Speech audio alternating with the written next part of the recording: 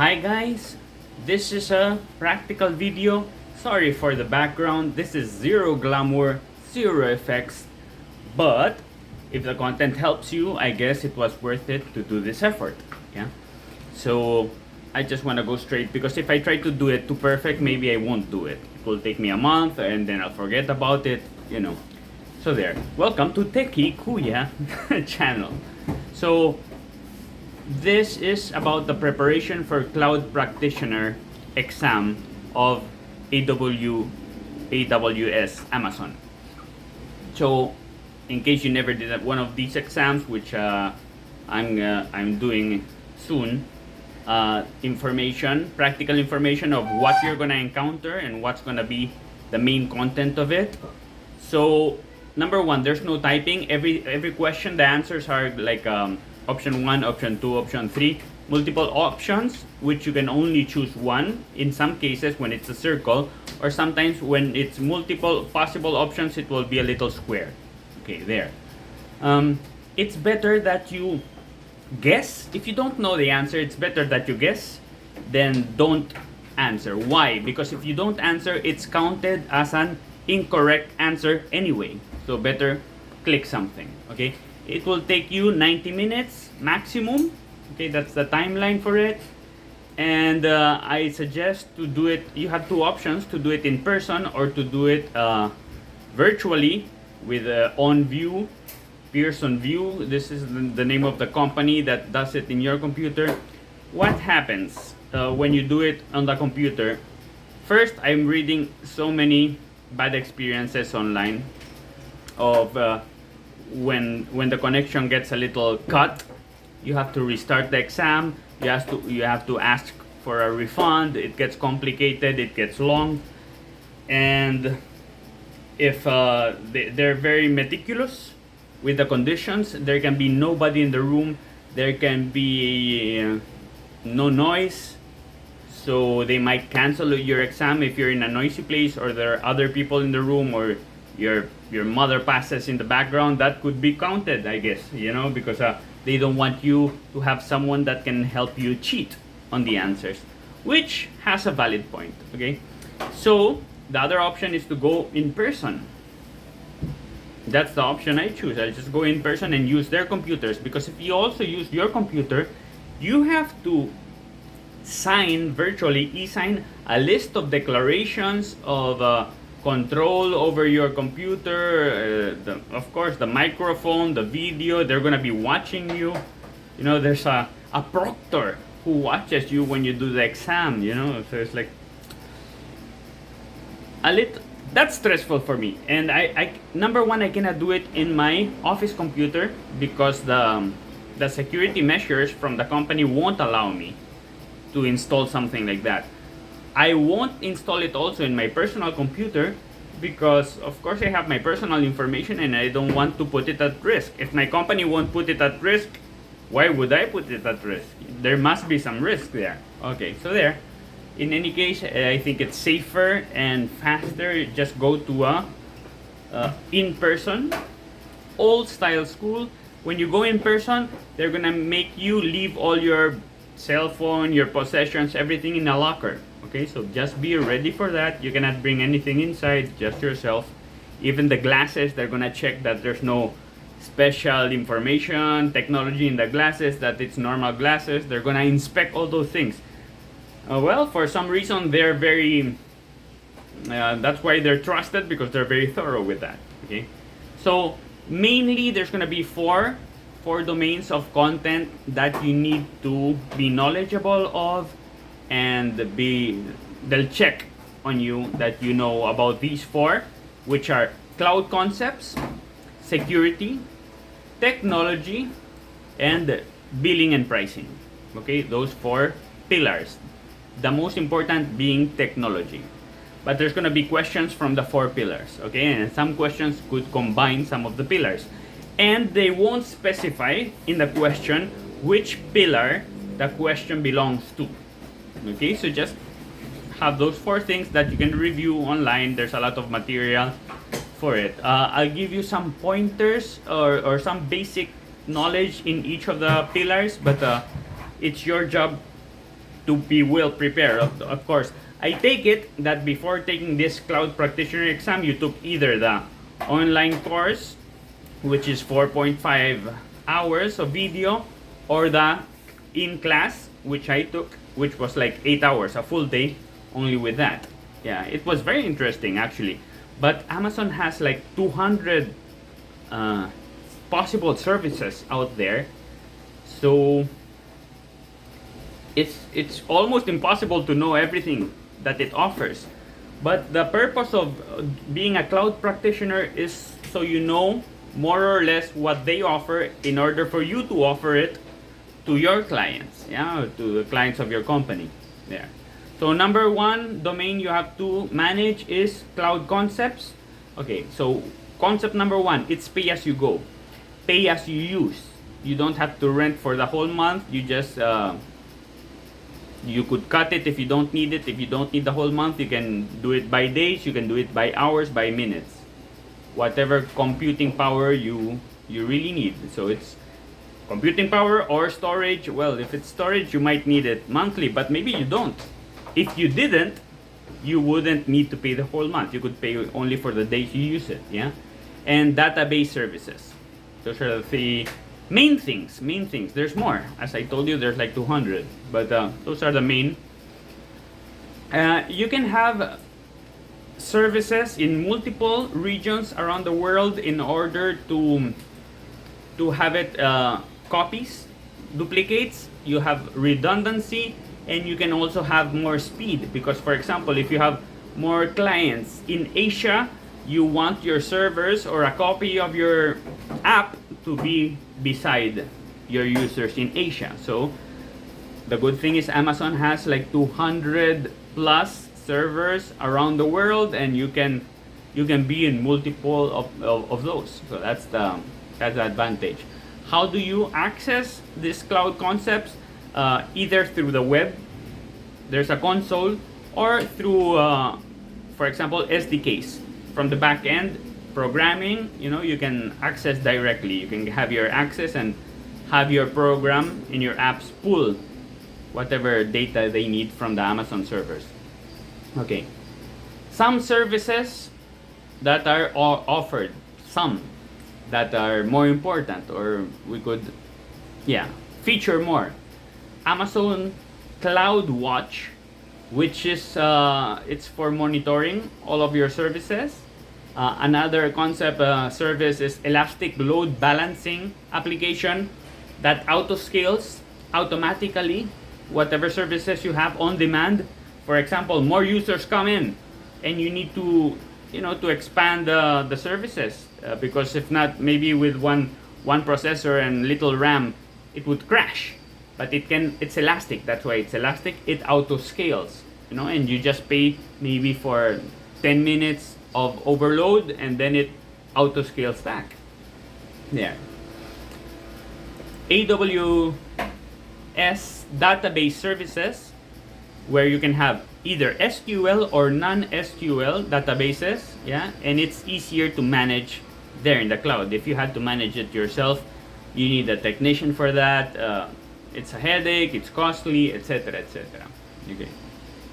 AWS Cloud Formation, or also known as infrastructure as a code. What's this? You can write a script that creates a certain infrastructure. For example, you can write a script that creates that you can copy paste for more creation of more services, that will choose what type of server it's gonna use, how much RAM do you want, the whole configuration. And you don't need to do that manually clicking with your mouse and everything. Everything can be scripted. You give it, and it will build the whole cloud for you, and you can replicate it. Whenever you have to do this many times, you're gonna save hours and hours, of course, and money. AWS Elastic Beanstalk, bean like the beans that you eat, beanstalk. You deploy your app, and it will settle all services in the background for you, like You put your app there, it will determine the storage, the balancing, the scaling that's needed. It will help you with all that. All these services help you save time. It automates. They're featuring it as something that will tempt you into getting the services because it will help you there. AWS AWS Direct Connect. It's a dedicated infrastructure from you directly to Amazon web services without using the public internet. Boom! That's very interesting. If you have very important information, maybe you're a bank and you don't want the data to be out in the internet, right? You can get a direct physical channel. Okay, Amazon Route 53. It's to handle DNS services. Okay, so if you want to have your own DNS server, that's the Amazon service, Route 53, that will help you. Then AWS Lambda, very useful for coders, for programmers, because it can run code without the use of having a server. Without having a server, you just put it there, you run the code, you pay for whatever seconds or whatever minutes that you use the computing power, and you're done, and you leave, and you pay only for that. You don't need to configure a machine. You don't need to get a monthly plan, nothing. So it's a place where you put your code, you click run, and it runs, and that's it. That's very interesting. It's brainless, no? There. And Amazon CloudFront, that's the last one that I'm gonna tell you about. It makes your content more available. CloudFront makes it more available throughout the globe with proxies all over, and those proxies have cached your app, your web, your video. So very useful for if you need to have your material available fast, so people don't have that latency. They don't have to wait, and there's a copy of it all over, no? So there. Domain number 2, security. Okay, the security, they want to feature that this is the most important thing. It's a top priority for Amazon to take care of security. Okay, there's a concept called shared responsibility between AWS and you, the user. But still, they keep it in top on their side, at least. They cannot control if you lose your passwords, if you share your passwords online, if you're hacked. They cannot control that. Like on your, if those things happen on your end, right? So it just makes sense that it's a shared responsibility. There's a service called IAM, which controls access. Whoever accesses the servers, the data. Then we have Amazon Inspector that assesses the security of resources and can provide reports of whoever accessed or whatever modifications happened. AWS Shield, which protects you from DDoS attacks, which will happen for sure, because some robots are crawling the internet and just attacking servers. So you do need this service. And then AWS Security Assurance Program that helps customers maintain security and data compliance. You might need this because in many countries there are different laws, and you might be doing something illegal without even knowing it. So Amazon helps you with all that. Okay. Domain number 3, technology. Very, very, very important that you understand that technology. There's gonna be many questions, like more than 30% of 36% actually of the questions of the exam are gonna be about technology. So you need to be knowledgeable of the methodology of deploying and operating the AWS cloud for sure. Okay, you need to be able to define the AWS global infrastructure. You need to be able to identify the core AWS services. W. Yeah, I'm saying it correct. You know why I'm thinking about it the whole time? Because in Spain we don't say W, we say double V, which makes more sense. I'm from Spain. There you go. Double V, that's what we say in Spain. W, okay, in English.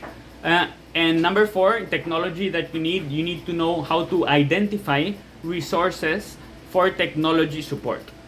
Okay, I'm just giving you the pointers so you can jot them down and then research, because of course you need to do at least that 4.5 hours of training or the full day classroom training for Amazon Cloud Practitioner. Very important, because if not, it's too much to grasp. Actually, it's too much.